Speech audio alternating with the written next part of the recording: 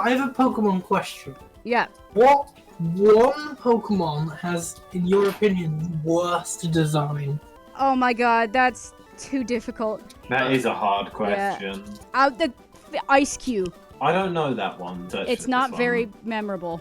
That's really bad because it doesn't look like Pokemon. Like, it looks like it'd be okay. It's like, I don't know, a Mario character, but this isn't Mario. Yeah, it reminds me of these little plastic toys you used to be able to buy in newsagents more than anything to do with Pokemon.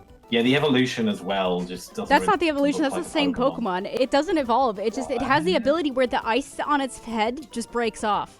Why? I don't know. It's like the stupidest concept and the stupidest design, and I hate it with a passion.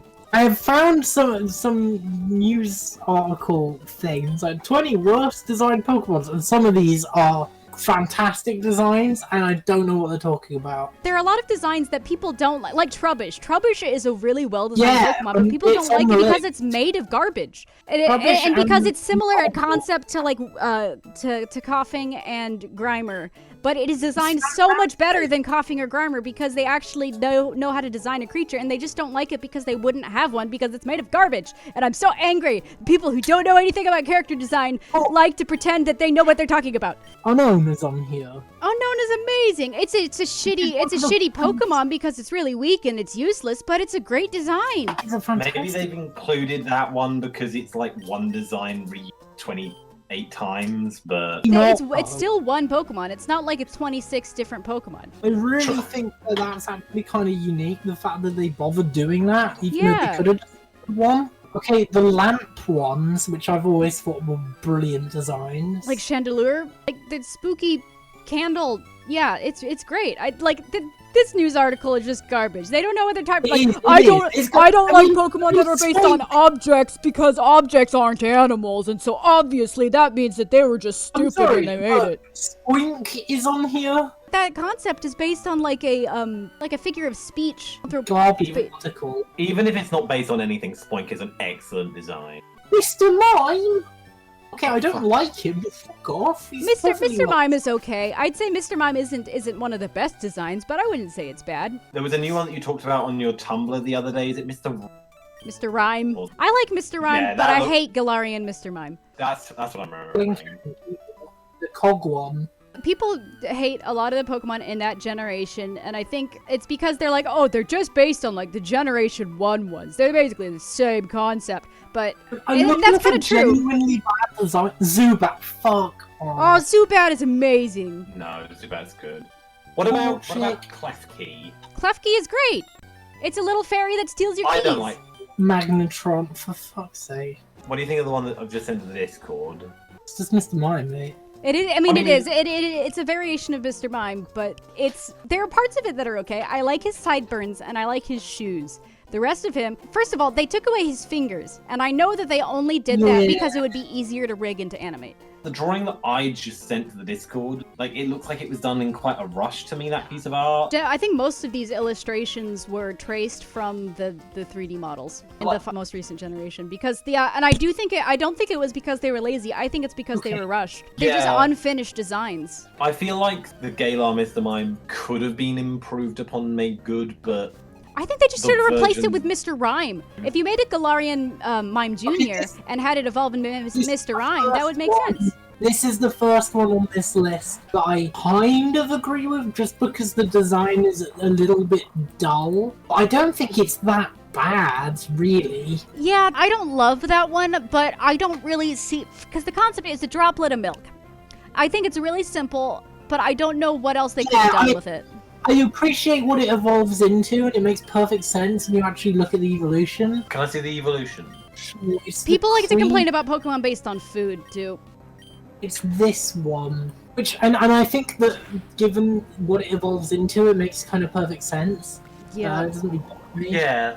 I think is not a badly designed Pokemon. See, the thing is, it's unique, it's memorable, it's like a psychic, dude. They telekinetically like connected. There's thematic elements of it, and yeah.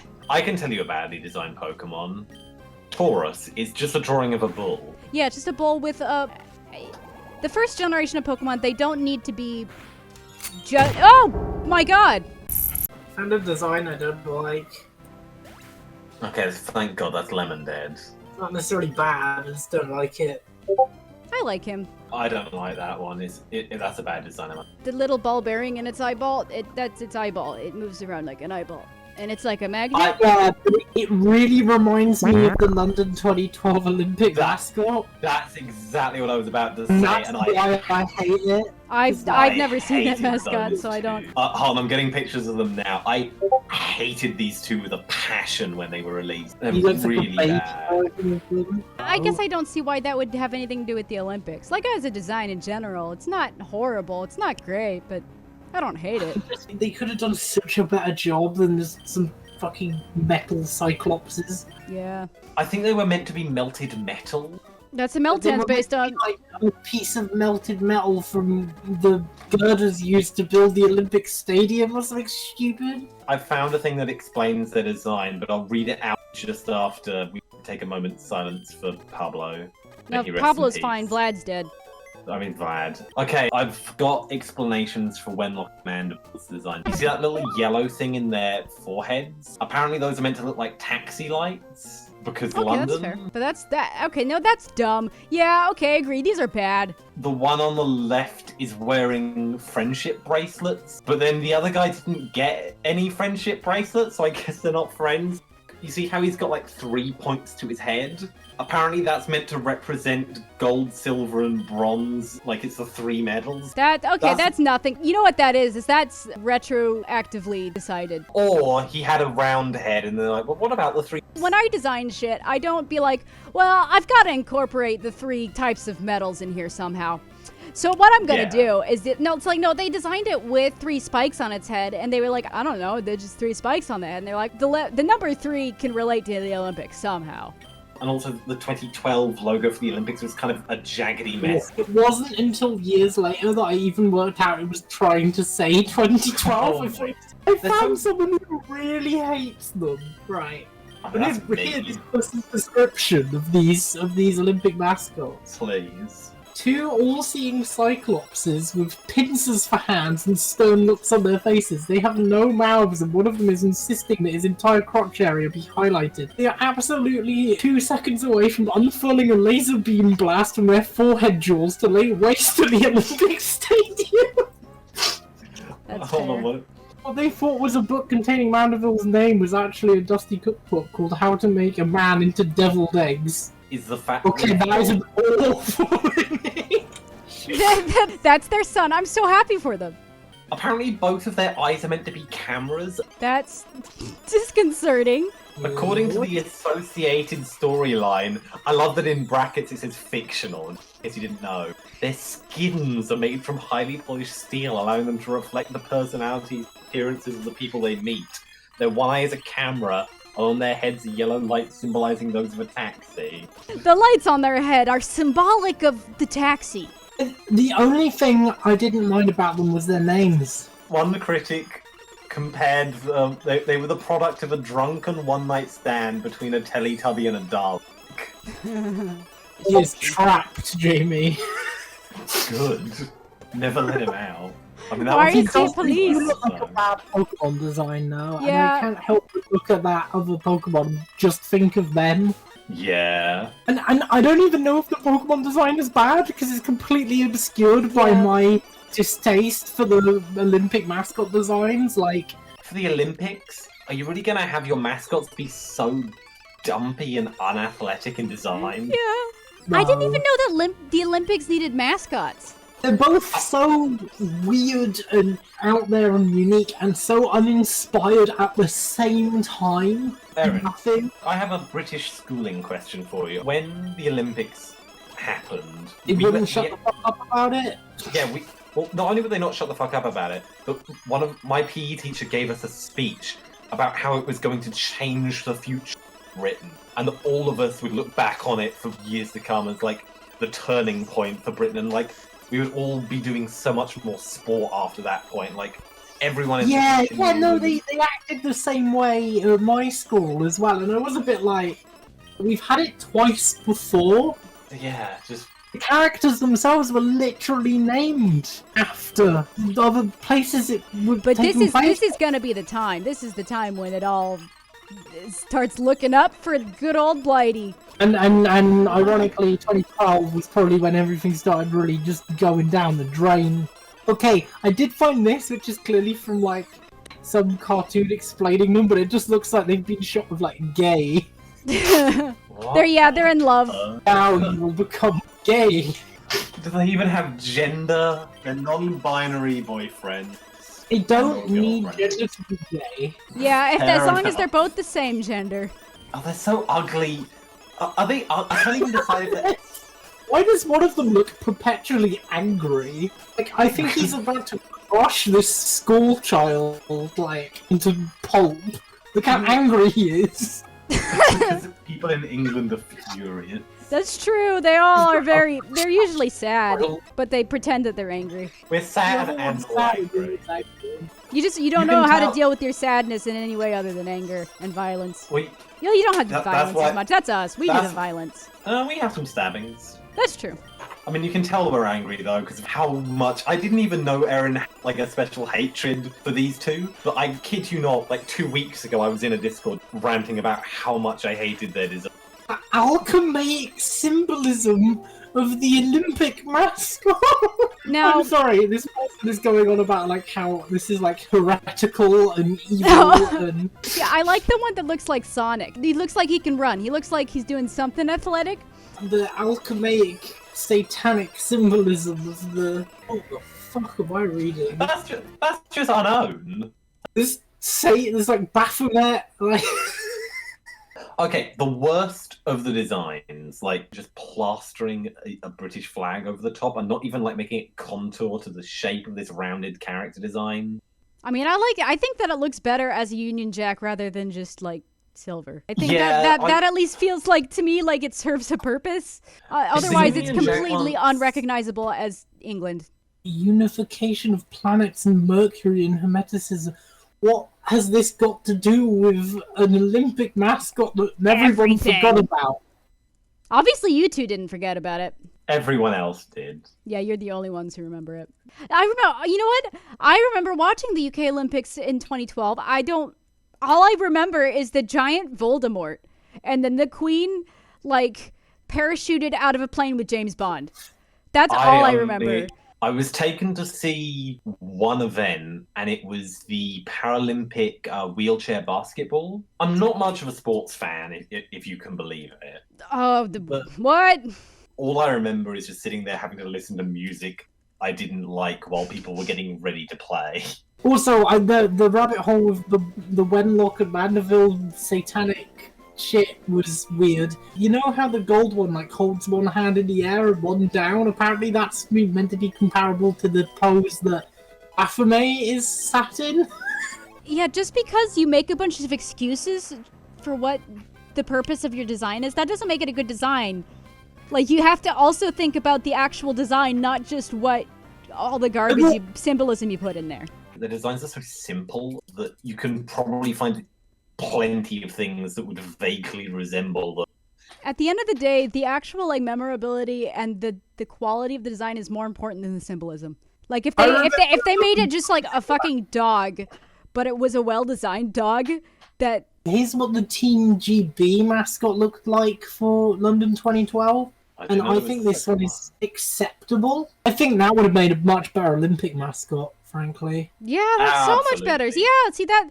Even if it looked really shitty, like even if it was a really bad drawing of a lion, like if it looked like some like high school mascot, that would be better. I can already think of a London thing that would make a much better mascot than a weird little robot lump of metal with a taxi light in its forehead, which is the rooks in the Tower of London.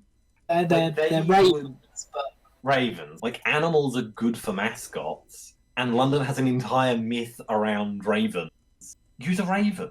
They're fairly British birds too, to be honest. Yeah, you got like Edgar Allan Poe. Try to play up the thing of Great Britain instead of just England. So, like, we've done the lion. You could do a dragon, or a unicorn. Wales has a dragon, and Scotland has a unicorn. Exactly. I guess if the Olympics actually took place in Wales or Scotland. Edgar Allan Poe is American. Really? Yeah, he was born in Massachusetts. Yeah, I didn't know that. I don't know why I thought he was British.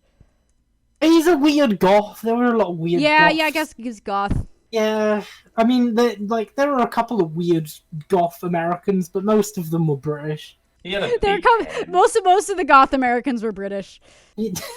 Was Mary Shelley American? British, and she was a weird goth. She was the goth. Who? The one who wrote Frankenstein. Oh, yeah. She lost her virginity on her mother's grave. Yeah, I heard that. Huh. Charles Dickens was born in Portsmouth. I know Good that. for him. I don't know enough about Portsmouth to have any opinion about that. I just kind of expected him to have been born in London. London. A place where lots of people live. And that's all I can really say about it. It's big. The place where the buildings physically frightened Eric. They're too big.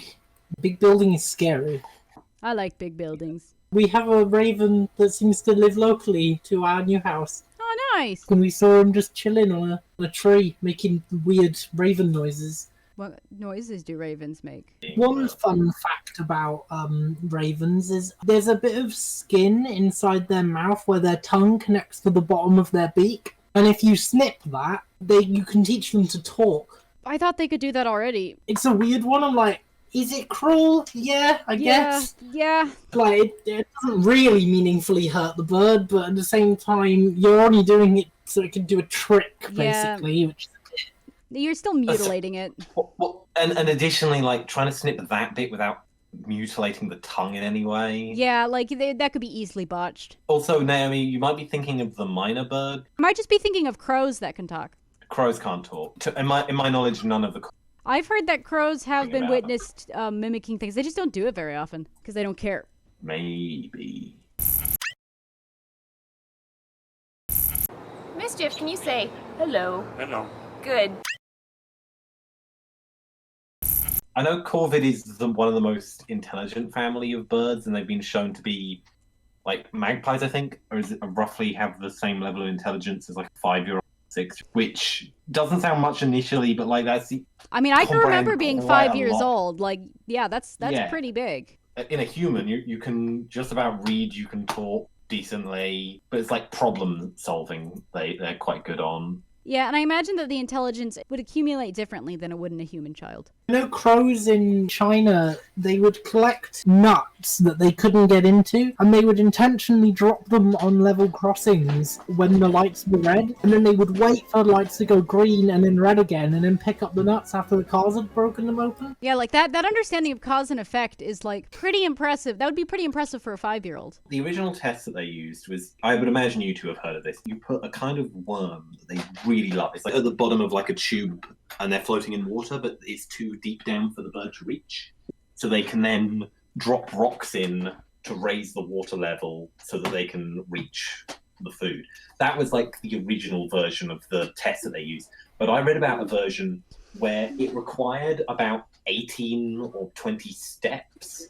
They had to understand that they like had to pull on this lever to cause this thing to drop, pull on a string, activate another thing, and then like that would get them the rocks, but then they had to open up another thing in order to access the tube. And it was just like that was why they were classed as being way more intelligent than previously thought, because it's not just problem solving, it's their ability for them to hold an idea in their mind and like think it through before they've even begun, because they can think, well, if I do this then that will happen, and then that will cause this other thing to happen, so then I can put those things together.